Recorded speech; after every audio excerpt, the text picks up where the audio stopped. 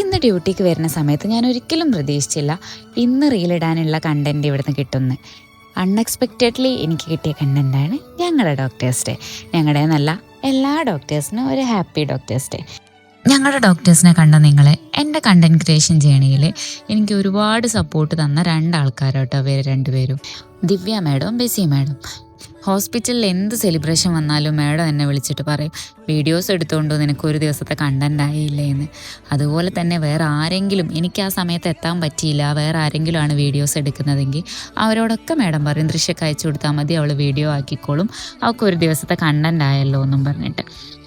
അതേപോലെ തന്നെ Bessy madam എൻ്റെ എല്ലാ വീഡിയോസിനും ലൈക്കും ചെയ്ത് എല്ലാത്തിനും എനിക്ക് കമൻറ്റ് തരും. ആ കമൻറ്റ് എൻ്റെ കമൻറ്റ് ബോക്സിലും കാണാൻ പറ്റും, അല്ലാതെ നേരിട്ട് വരുമ്പോഴും പറയും എന്തൊക്കെ മാറ്റം വരുത്തണം, എങ്ങനെയൊക്കെയാണ് നല്ലതാണ് എന്നുള്ള കാര്യങ്ങളൊക്കെ മാഡം എനിക്ക് പറഞ്ഞുതരും. ഇതുപോലത്തെ മാഡംസ് ഉണ്ടാകുമ്പോൾ എങ്ങനെയാണ് നമ്മൾ ഡോക്ടേഴ്സ് ഡേ ആഘോഷിക്കാണ്ടിരിക്കുക?